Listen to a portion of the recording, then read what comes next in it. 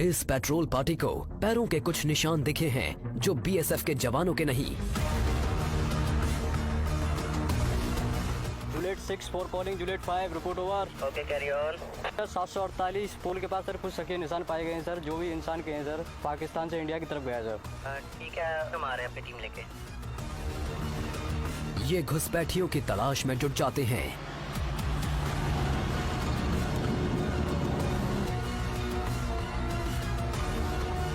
खास तौर पर ट्रेन्ड स्नीफर डॉग्स खोजबीन करते हैं। एक पेट्रोल टीम फेंस की दूसरी तरफ पैरों के निशान चेक करने के लिए भेजी जाती है।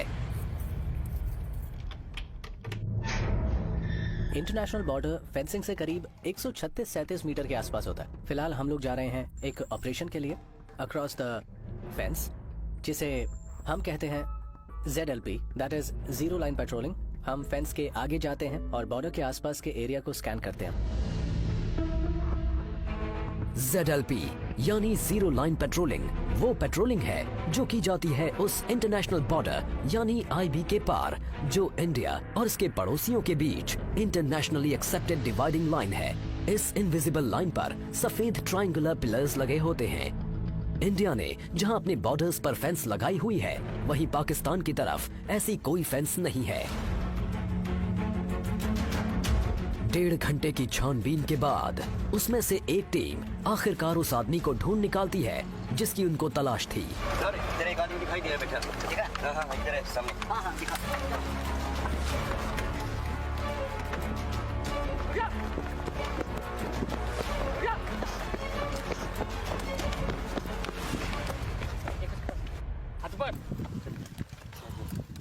पहली बात तो ये है कि ये एक फेंस बॉर्डर है, इसे कोई क्रॉस नहीं कर सकता। अगर कोई करता भी है तो हम यहाँ हैं।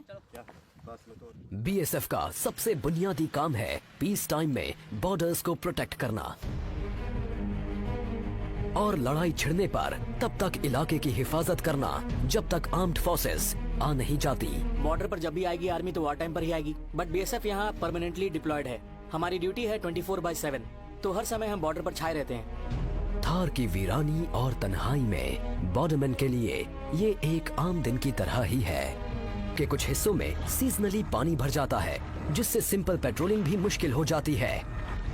जवान अपनी पेट्रोलिंग ड्यूटीज घुटने तक के रबर बूट्स पहनकर करते हैं।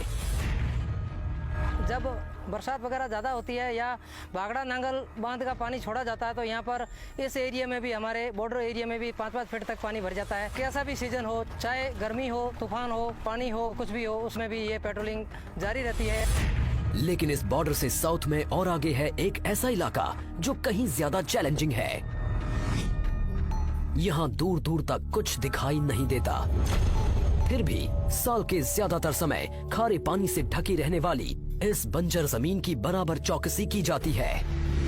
ये है ग्रेट रन ऑफ कच्छ, दुनिया के सबसे बड़े सॉल्ट डेजर्ट्स में से एक। ये है वेस्टर्न टर्मिनस पिलर 1175, इंडिया और पाकिस्तान के बीच आखिरी बाउंड्री पिलर। इससे आगे है क्रीक्स, स्ट्रीम्स और वाटरवेज का नेटवर्क जो अरेबियन सी में मिल जाता है। और ये है सर क्रीक, इंडिया और पाकिस्तान के बीच डिस्प्यूटेड खाड़ी।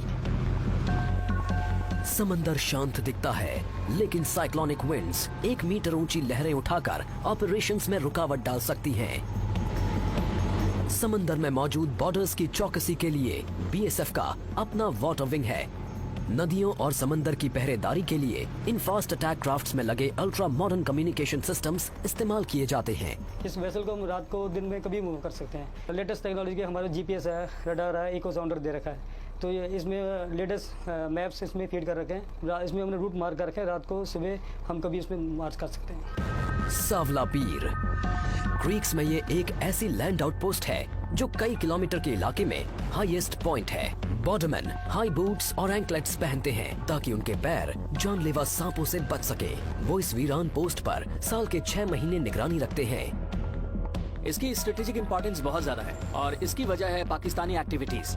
क्रीक्स के आसपास कीचड़ और दलदली जमीन पर दिन में 2 बार आने वाले हाई टाइड्स की वजह से पानी भर जाता है।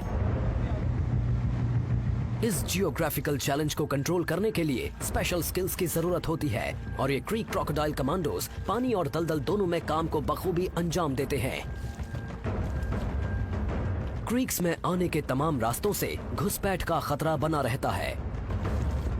पड़ोसी की पकड़ी गई ये बोट्स इलाके की स्ट्रेटेजिक इंपॉर्टेंस की तरफ इशारा करती हैं। ऐसा इलाका जहां बॉर्डरमैन का इम्तिहान उस पार बैठा दुश्मन ही नहीं, यहाँ की जमीन भी लेती है।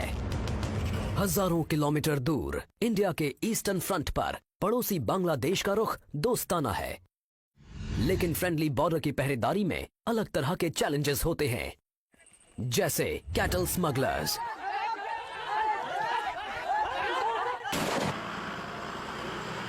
बांग्लादेश से सटा इंडिया का आड़ा तिरछा बॉर्डर 4000 किलोमीटर से ज्यादा लंबा है। इसे रेड क्लिफ लाइन भी कहते हैं। ये न्यूयॉर्क और लॉस एंजलिस के बीच के फासले से भी लंबा है। त्रिपुरा इंडिया का ये तीसरा सबसे छोटा स्टेट 3 तरफ से बांग्लादेश से घिरा हुआ है। Indo Bangladesh border Tripura 1600 hours. कई जगह तो घनी आबादी वाले गांव इंटरनेशनल बॉर्डर के बेहद नजदीक बसे हैं। ये जो 2033 बॉर्डर पिलर है, ये बिल्कुल ये जो एक फैमिली है, इसके 2 भाई अभी बांग्लादेश में, 2 इंडिया में, और उनकी जो परिवार है ये दोनों आधा आधा बटा हुआ है, और ये बॉर्डर पिलर इन दोनों को मतलब आधा आधा करता है। इस इलाके की पुलिसिंग एक उलझन भरा काम है, क्योंकि कई बड़ी एक्सटेंडेड फैमिलीज बॉर्डर के दोनों तरफ रहती हैं। हम लोग ऐसा कोई महसूस नहीं हुआ ये इंडिया है या बांग्लादेश है। हम लोगों का बहन भी वापस शादी हो रहा है, मेरा भाई भी वापस शादी हुआ है, मेरा काका भी उधर के शादी करने वाला है, मेरा नाना का घर भी उधर ही है। लेकिन आबादी से दूर घनी हरियाली से ढकी त्रिपुरा की लो हिल्स मुसीबत पैदा करती हैं। बॉर्डरमैन को यहाँ मस्कीटो नेट फेस मास्क पहनकर चौकसी करनी पड़ती है, क्योंकि इस इलाके में है दुनिया का deadliest malaria parasite plasmodium falciparum. Local इसकी ट्रीटमेंट का कोई यहाँ पर प्रावधान नहीं है, और हम लोगों को इन बंदों को जो है हेक्टर से इवैक्यूएट करना पड़ता है, और चूँकि यहाँ पर रोड कनेक्टिविटी नहीं है, और इस वजह से जो है इसमें कई बार ले जाने में काफ़ी दिक्कत होती है, और बंदा लेट होने से जो है उसकी जान भी जा सकती है। क्रू को भी ये नेट्स पहनाए गए हैं। ये यूनिफॉर्म्स लाइफ और डेथ के बीच बारीक शील्ड का काम करती हैं।